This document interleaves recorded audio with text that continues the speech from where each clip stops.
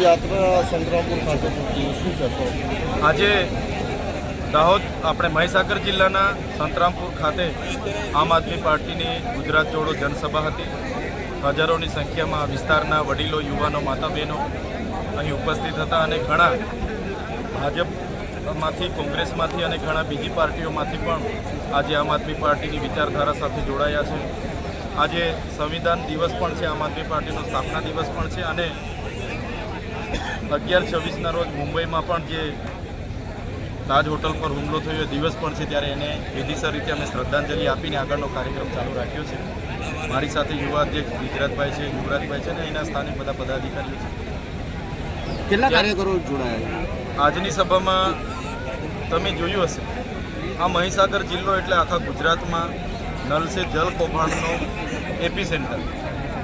આ જ વિસ્તારના દાહોદમાં મનરેગા કૌભાંડનું એપી સેન્ટર, તોતેર ડબલ એની જમીનોનું એપી સેન્ટર.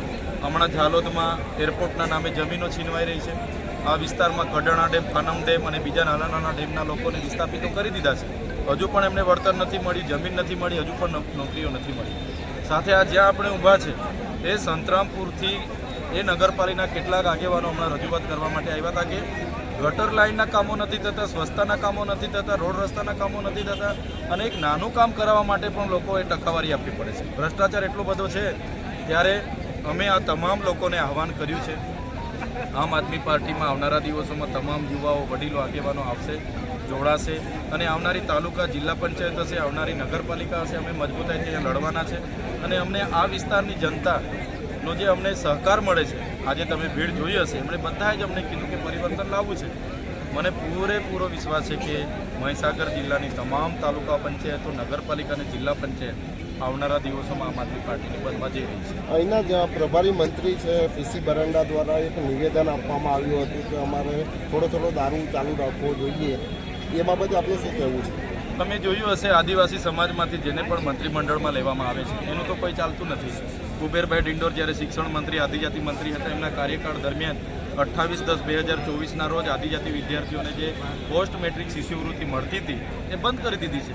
શિક્ષકોની ભરતી એમના કાર્યકાળ દરમિયાન થઈ નથી. શાળાઓના ઓરડાઓ એમના કર્યા નથી. ત્યારે મંત્રીઓ શું કરવાનું છે, કરવાની જગ્યાએ બેફામ નિવેદનો કરે, ગેરવ્યાજબી છે. એ મંત્રીએ એમણે પણ સ્વીકાર્યું કે અહીંયા દારૂ મળે છે. ગુજરાત સરકાર જે પણ એમના હરસંઘવી કહેતા હોય કે દારૂબંધી છે, પણ એમના પીસી બરંડા જે મંત્રી છે એમણે કીધું કે ભાઈ દારૂ વેચાય છે ને વેચાવવો જ જોઈએ, લોકોએ પીવું જ જોઈએ. તો આ એમની મંત્રીઓની માનસિકતા છે, સરકારની માનસિકતા છે, એ છતી થઈ છે. ભાજપ માટે જોડાવા માટે દબાણ છે એમ કેવું છે આપનું? આપણે આપણા ભાષણમાં પણ કહ્યું. હું આગળ પણ તમને કદાચ ખબર હશે, 2024ની લોકસભામાં મારું નામ ઇન્ડિયા ગઠબંધનમાં જાહેર થયું.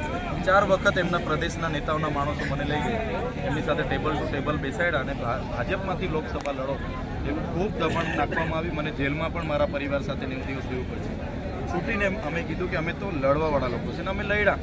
ભલે હું 86,000 મતથી ભરૂચ લોકસભા હારી ગઈ, પણ મને વગર પૈસે, વગર દારૂએ, એકલા દમ પર કોંગ્રેસનો સહકાર મને નહીં મળ્યો, છતાં મને 5,22,000 મત ત્યાંથી મળેલા. ત્યારે હમણાં પણ જે આ જેલનો જે મને જેલમાં જે નાખવામાં આવ્યા, સેન્ટ્રલ જેલમાં, એની પાછળનું જે આખું કાવતરું હતું ભારતીય જનતા પાર્ટીમાં લઈ જવા માટેનું હતું. વડાપ્રધાન શ્રી ડેડિયાપાડામાં પહેલાં 30 ને 31 2 દિવસ કેવડિયામાં હતા ને એની બાજુમાં જ 15 તારીખે મારા ત્યાં ડેડિયાપાડામાં આવ્યા.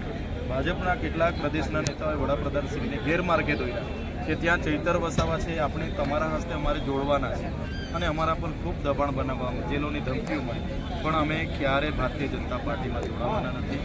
અમે આમ આદમી પાર્ટીમાં છીએ અને યુવાઓને આવનારા દિવસોમાં આમ આદમી પાર્ટીમાં અમે તક આપવાના છે. અને આમ આદમી પાર્ટી કેવી પાર્ટી છે? તમામ વર્ગને લઈને ચાલે છે. કર્મચારી હોય, યુવા હોય, ખેડૂત હોય, બધા માટે લડે છે. અને આવનારા દિવસોમાં ગુજરાતમાં જો કોઈ પરિવર્તન લાવશે તો એ આમ આદમી પાર્ટી લાવવાની છે. જિજ્ઞેશ મેવાણીને આપણે સમર્થન જાહેર કર્યું છે, એ બાબતે શું કહેવું? વાત તો બિલકુલ સાચી જ છે. દારૂબંધીના અમે કરોડો રૂપિયાના ખર્ચાઓ થાય છે. દારૂબંધી ક્યાં છે? આજે તો દારૂ બેફામ મળે છે. મેં પોતે ભરૂચના એસપીને 35 જેટલા વિડીયો આપ્યા હતા. પોલીસ હપ્તા લેવા જાય એના વિડીયો મેં આપ્યા હતા. અને જે આવકાર ફાર્મામાં 5,000 કરોડનું દિલ્હી પોલીસે એક ડ્રગ્સ પકડ્યું, એ કંપની આજે ચાલુ છે. 2400 કરોડનું જેમનું ડ્રગ્સ પકડાયું, 1 વર્ષ થઈ ઇમ્યુનિટી કંપની આજે ફરી ચાલુ થઈ ગઈ. સાયકામાં 1383 કરોડનું ડ્રગ્સ પકડાયું, એ કંપની ફરી ચાલુ થઈ ગઈ. તો આટલું મોટું ડ્રગ્સ પકડાય છે, કંપનીઓ પાછી કેમ ચાલુ થઈ જાય છે? કોના આશીર્વાદ? તો ભાજપના નેતાઓના આશીર્વાદથી જ આ બધું થાય છે.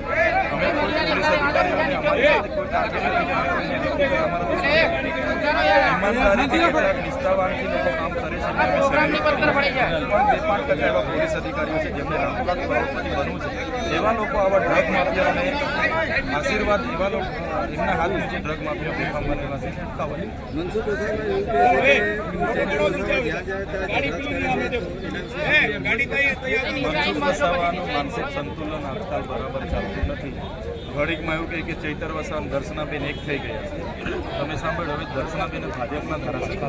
ઘડીકમાં એવું કહે કે ગણપત વસાવા અને ચૈતર વસાવા એક થઈ ગયા. ઘડીકમાં કે છોટુ વસાવા અને ચૈતર વસાવા.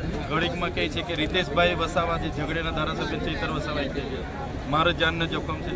ભાઈ, તમે 35 વર્ષથી સાંસદ છો, 60 ટર્મના સાંસદ છો, તમારા ગામનો રસ્તો તમે નથી બનાવી શકતા, તો તમે બીજું શું કરવાના છો અમારા માટે? એટલે મનસુખભાઈ જેવા લોકો, એમને અમારી જે મિટિંગો થાય, સભાઓ થાય, અમારો જે વ્યાપ વધે છે, એમને ગમતું નથી, તકલીફ થાય છે. વડાપ્રધાનની સભા હતી, 500 કરોડ રૂપિયા એમણે વાપર્યા. ત્યાં પબ્લિક નહોતી, પણ અમે એક પ્રેમથી આહવાન કર્યું અને લાખો લોકો નેત્રંગમાં ઉપસ્થિત થઈ ગયા, જેનાથી બધાને ખૂબ તકલીફ થઈ છે. અને આવનારા દિવસોમાં ખુરશીઓ અને સત્તાઓ જવાની છે, એનાથી લોકો ડરી ગયા છે. રાતે ઉઠીને પણ મારા સપના પડે છે, સપનામાંથી રાતે ઉઠીને જાગે છે તો 7 વાર નામ લઈને 2 ગ્લાસ પાણી પીને મનસુખભાઈ હોય છે. Okay, thank you.